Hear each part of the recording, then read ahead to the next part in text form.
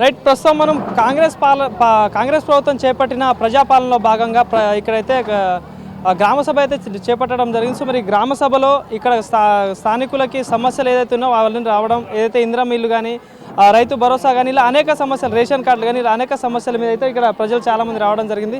So మరి నిజంగా ఇక్కడ ప్రక్రియ ఎలా నడుస్తుంది, నిజంగా అర్హులకే ఇస్తున్నారా లేకపోతే అసలు ఏం జరుగుతుందని తెలుసుకునే ప్రయత్నం చేద్దాం. అమ్మ, ఎప్పుడు వచ్చి మీరు ఇక్కడికి? మేము ఇక్కడ వచ్చి 40 ఏళ్ళు అవుతుంది సార్. నేను ఈ ఊరు ఆడవిల్లను, ఏదో రోడ్డు మీద హోటల్ పెట్టి బతుకుతున్నాం. ఇప్పుడు కాంగ్రెస్ ప్రభుత్వం, ఫస్ట్ కాంగ్రెస్ ప్రభుత్వం ఉన్నప్పుడు కూడా నాకు ఇల్లు వచ్చింది. గ్రామ పంచాయతీలో కొట్టేసి నీకు రాలేదని చెప్పిర్రు. టీడీపీ ఉన్నప్పుడు కూడా నాకు ఇల్లు వచ్చింది, అప్పుడు కూడా నీకు రాలేదని కొట్టేసిర్రు. గ్రామ పంచాయతీలోనే మాకు ఎలాంటి న్యాయం జరగట్లేదు. విన్నావా? మరి ఇప్పుడైనా ఇల్లు వస్తుందేమంటా అని ఆశతోటి ముందుగా అప్లికేషన్ పెట్టుకున్నాము. ఇప్పుడు అప్లికేషన్ పెట్టుకున్నాము. మేమేదో రోడ్డు మీద ఎంగిలి గిలాసాలు కడుక్కుంటా 100 గజాల జాగా తీసుకున్నాము. అది రఘుగౌడ్ గారు మాకు 1 లక్ష రూపాయలు అప్పిచ్చి దానికి పైసా చేసి నీకు ఎవడున్నాడు మాట్లాడేటోడు, ఎవడు మాట్లాడతాడు, నా తాన ఇంత ఉన్నది, నేను అవద్దని చెప్పినా కానీ నిజమని నమ్ముతారు. నువ్వు చెప్తే ఎవడు నిజం చెప్తే ఎవడు నమ్మడు. ఏం చేసుకుంటావో చేసుకో.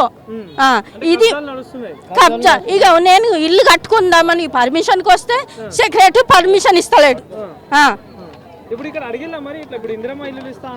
ఇందిరమ్మ ఇల్లు ఇస్తానంటేనే ఇగో ఇప్పుడు రాసి ఇచ్చి వస్తున్నా, అప్లికేషన్ పెట్టి వస్తున్నా. మరి ఇప్పుడు ఈ ప్రభుత్వం అన్న న్యాయం చేస్తుందేమన్నా అని చెప్పి ఇగో ఇల్లు అప్లికేషన్ పెట్టుకున్నా. మరి ఆ జాగా మేము చచ్చిపోయేదాకా ఆయన రఘుగౌడ్ అట్లాగే సతాయించుతాడా? మరి లేకపోతే మరి వాళ్ళ కలకాల ఎందుకు, వాళ్ళ ఉసులు ఎందుకు అంటాను. ఊరు ఆడపిల్ల రఘుగౌడ్ ఎవరో కాదు, మా పెద్దనైన కొడుకు. విన్నావా? పోలీస్ స్టేషన్ లో పోయినాం. రామచంద్ర రెడ్డిని పిలిపించి నీకెవరు మాట్లాడతారు అంటే ఎవరు మాట్లాడతారు? ఆయన మాట మీదకి ఆయన దగ్గరకు అప్పుకు పోయినా నేను. ఎవరు? రామచంద్ర రెడ్డి. సరే నేను ఉంటే కదా నీకు ఏమన్నా అన్యాయం జరిగినప్పుడు నేను మాట్లాడతా అంటే సరే అని చెప్పి ఆయన దగ్గరకు పోయినాం. ఆయన మాట మీదకి పోయినా. ఆయన దగ్గరకు అప్పుకి ఎందుకు కావాల్సిందంటే నేను వేరే వాళ్ళ దగ్గర 50,000 అప్పు చేసుకున్నట్టు. ఆ అప్పు వాళ్ళ దగ్గర వాళ్ళు మాట్లాడుకొని నన్ను వాళ్ళ దగ్గరికి దొరకపోయారు. నేను ఫస్ట్ పోయి ఆయన దగ్గర అడగలేను. ఇప్పుడు అధికారులు ఎవరైనా కలిసే ప్రయత్నం చేసి ఇప్పుడు ఇక్కడ మీకు ఎమ్మెల్యే ఉన్నాడు, లోకల్ లీడర్స్ ఉంటారు, ఇంకోటి పోలీస్ స్టేషన్లు ఉన్నాయి మెయిన్ గా, మరి వాళ్ళని కలిసి ఇట్లా సమస్య ఉందని చెప్పిలా? మరి మేము పోలీస్ స్టేషన్ పోయి కంప్లైంట్ ఇచ్చి ఆడికి పిలిపిస్తే ఏమన్నాడు, మేము ఊళ్ళో మాట్లాడుకుంటాం అందరికి వచ్చిండు. ఎవరు? రఘుగౌడ్. ఊరికి వచ్చినాక కూడా ఏమీ సప్పు లేదు. మరి ఎట్లన్నా మరి నువ్వు తీసుకుంటే నువ్వు తీసుకో, లేకపోతే నేను రోడ్డు మీద బతికేదాన్ని, నేను ఇయ్య అంట అని చెప్పి నేనన్నా. అంటే నీకు ఇయ్య రూపాయి ఇయ్య, ఏం చేసుకుంటావు చేసుకున్నా తాను ఇంత ఉన్నది, నువ్వేం చేస్తావు, నీకెవడు ఉన్నాడు మాట్లాడేటోడు? వెనక పలుకుబడి పెట్టుకొని భయపెడతా ఉన్నారు. నాకు అయితే ఇగో నా మొగడు అనాలా, నేను అనాలా, నాకెవ్వరు లేరు. ఊరు నిండా మా అమ్మగారు వాళ్ళు, చిన్నయ్యలు, పెద్దయ్యలు అందరూ, ఏ ఒక్క మనిషి కూడా సపోర్ట్ చేస్తలేరు. సెక్రటరీ వాళ్ళ మాటనే మాట్లాడుతున్నాడు. నీ తానే ఏమున్నది, కబ్జా మీద వాళ్ళు ఉన్నారు, వాళ్ళకే ఇస్తాం పర్మిషన్.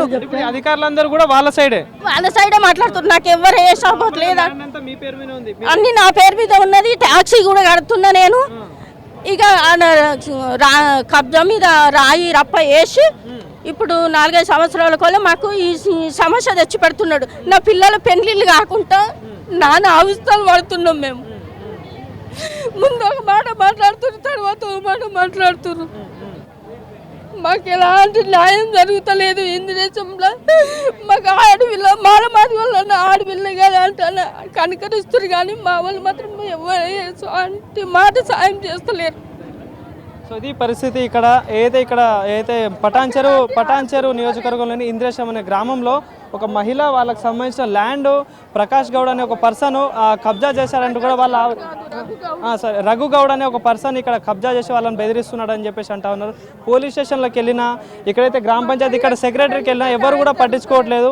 ఏదో వాళ్ళ వెనకాల ఉన్న ఎవరో ఉండి చెప్పి వాళ్ళని భయపెడతా ఉన్నారు. సో మరి ఈ సమస్య మీద ఇక్కడ ఉన్న స్థానిక ఎమ్మెల్యే కానీ, ఇక్కడ మండల పోలీస్ స్టేషన్లో ఉన్న అధికారులు కానీ ఈ సమస్య మీద దృష్టి పెట్టి కూడా వాళ్ళకి న్యాయం చేయాలని వాళ్ళు డిమాండ్ చేస్తా ఉన్నారు. ఒకవేళ ఈ ల్యాండ్ కనుక మాకు రాకుండా చేస్తే మాత్రం దీనిపైన మేము చనిపోవడం కానీ సిద్ధమని చెప్పి వాళ్ళు చెప్తా ఉన్నారు. సో దీని మీద ప్రభుత్వం దీని మీద దృష్టి పెట్టి వాళ్ళకి సమస్య పరిష్కారం చేయాలని కోరుకుంటున్నాం.